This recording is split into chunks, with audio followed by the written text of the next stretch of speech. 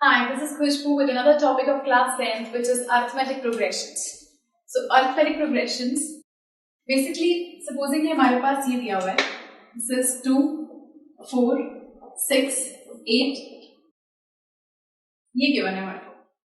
So इसमें अगर हम 4 और 2 में देखें, 4 में से 2 को subtract करें, हम मान लेते हैं हमारी first term है A1, this is A2, this is A3 and this is A4. इसको देखें तो ये 2 है. A2 माइनस A1 करें तो भी 2 आता है, A3 माइनस A2 करें तो भी 2 आता है, A4 माइनस A3 करें तो भी 2 आता है. सो हर बार ये बेसिकली हमारा कॉमन डिफरेंस सेम है. कॉमन डिफरेंस मींस दो टर्म्स के बीच का, जैसे इन दोनों टर्म्स का दो सक्सेसिव टर्म्स के बीच का डिफरेंस, इसे हम कहते हैं कॉमन डिफरेंस. और कॉमन डिफरेंस को हम डिनोट करते हैं इसको स्मॉल डी से. और इसको निकालने का तरीका होता है basically AK plus 1 minus AK. सो बाद वाली टर्म में से हमेशा आप पहले वाली टर्म्स को सब्ट्रैक्ट करें. सिमिलरली इसमें से इसको बाद वाली टर्म से हम पहले वाली टर्म को सब्ट्रैक्ट करें. सो एक अरिथमेटिक प्रोग्रेशन में अगर कॉमन डिफरेंस सेम है सो यस वो एक अरिथमेटिक AP सीरीज है. और इन केस कॉमन डिफरेंस आपका नेगेटिव भी हो सकता है, कैन बी नेगेटिव, पॉजिटिव और जीरो भी हो सकता है, फ्रैक्शन में भी हो सकता है.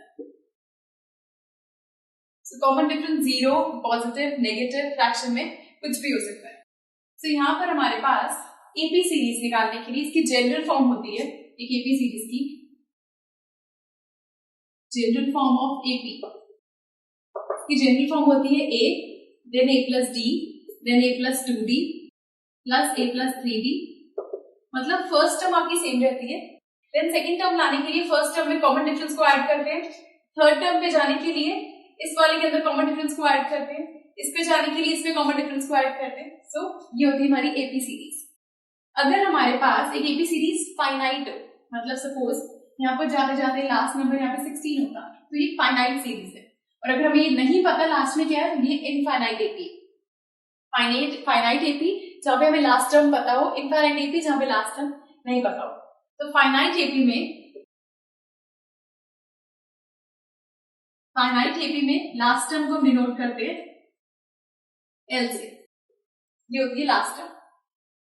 जैसे हमारे पास nth टर्म, एक AP सीरीज के अंदर nth टर्म निकालने का फॉर्मूला होता है. और nth टर्म मतलब कोई भी टर्म नंबर आपको निकालने को कहा जा सकता है, हो सकता है 5th टर्म हो सकता है 16th हो सकता है 100th टर्म हो. सो nth टर्म निकालने का फॉर्मूला होता है AN is equal to A plus N minus 1D. So basically इस फॉर्मूला के लिए हमें फर्स्ट टर्म पता होनी चाहिए, common difference and number of terms. ये था हमारे AP सीरीज में. अब इन केस हमें सम निकालना हो टर्म्स का सम निकालने के लिए अगर आपके पास आता है सपोजिंगली n टर्म्स का सम, तो सम ऑफ n टर्म्स ये हम निकालते हैं Sn is equal to n by 2, that means number of terms 2a plus n minus 1d. So first term पता हो, नंबर ऑफ टर्म्स पता हो, कॉमन डिफरेंस पता हो, then we can find the sum of n terms. Sum of n terms in case of finite series, finite AP के case में sum of n terms आप निकाल सकते हैं n by 2 a plus n.